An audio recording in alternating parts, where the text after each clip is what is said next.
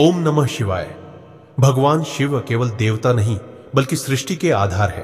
वे न आदि हैं न अंत, उनका स्वरूप अनंत है, उनकी महिमा अपरंपार। शिव महापुराण की विद्येश्वर संहिता में एक महत्वपूर्ण कथा मिलती है, शिवलिंग की उत्पत्ति।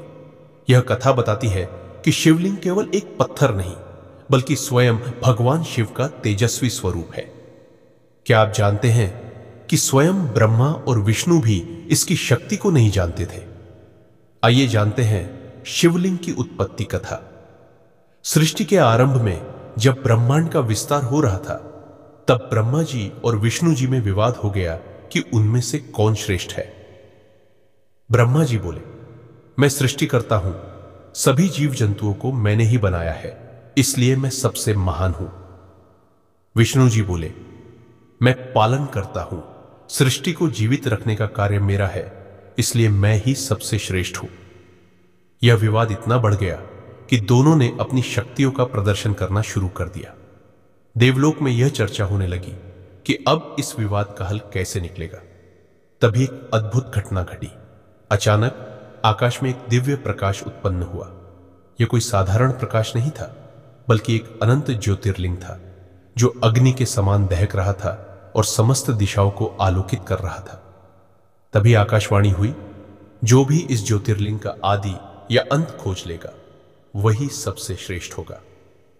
ब्रह्मा जी और विष्णु जी चकित रह गए। वे सोचने लगे कि यह दिव्य प्रकाश क्या है। वे दोनों उसकी परीक्षा लेने के लिए तैयार हो गए। विष्णु जी ने वाराह सुअर का रूप धारण किया और ज्योतिर्लिंग के आधार नीचे को खोजने के लिए पाताल लोक की ओर चल पड़े। ब्रह्मा जी ने हंस का रूप धारण किया और ज्योतिर्लिंग के शीर्ष ऊपर को खोजने के लिए आकाश की ओर उड़ चले। विष्णु जी का अनुभव। विष्णु जी ने पाताल लोक के सबसे गहरे हिस्सों तक खोजबीन की, लेकिन उन्हें ज्योतिर्लिंग का आधार नहीं मिला। वे समझ गए कि यह कोई साधारण प्रकाश नहीं बल्कि स्वयं शिव का अनंत स्वरूप है। उन्होंने हार स्वीकार कर ली और वापस लौट आए। ब्रह्मा जी का अहंकार। ब्रह्मा जी लगातार ऊपर की ओर बढ़ते रहे। अचानक उन्हें केतकी का एक पुष्प गिरता हुआ मिला। उन्होंने केतकी पुष्प से पूछा, क्या तुमने इस ज्योतिर्लिंग का अंत देखा है? केतकी पुष्प ने उत्तर दिया, मैं बहुत पहले इस ज्योतिर्लिंग के शीर्ष से गिरा था।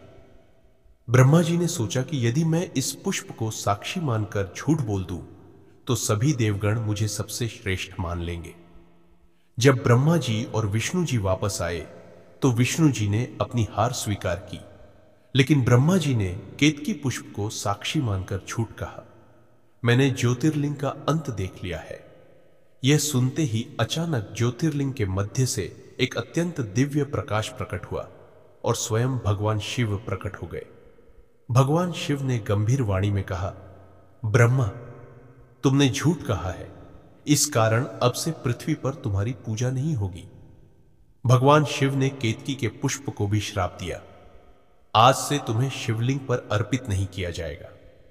विष्णु जी की भक्ति से प्रसन्न होकर भगवान शिव ने उन्हें आशीर्वाद दिया, तुम सदैव मेरे प्रिय रहोगे और भक्त तुम्हें पूज्य मानेंगे।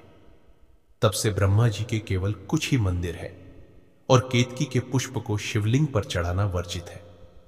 भगवान शिव ने कहा, यह ज्योतिर्लिंग मेरा स्वरूप है, जो भी इसकी भक्ति करेगा उसे परम सुख और मोक्ष की प्राप्ति होगी। इसलिए शिवलिंग केवल एक पत्थर नहीं बल्कि स्वयं शिव का अनंत, तेजस्वी और अविनाशी रूप है। भारत में केदारनाथ, महाकालेश्वर, सोमनाथ, रामेश्वरम, काशी विश्वनाथ आदि 12 ज्योतिर्लिंग स्थापित किए गए, जो आज भी शिव भक्तों के लिए पवित्र स्थल है। हर हर महादेव। इस कथा से हमें यह शिक्षा मिलती है कि अहंकार का नाश होता है और केवल सच्ची भक्ति से ही शिव कृपा प्राप्त की जा सकती है। अगर आपको यह वीडियो पसंद आई हो तो लाइक करें, चैनल को सब्सक्राइब करें और अगली वीडियो में हम जानेंगे शिवलिंग की पूजा विधियां और धार्मिक अनुष्ठान।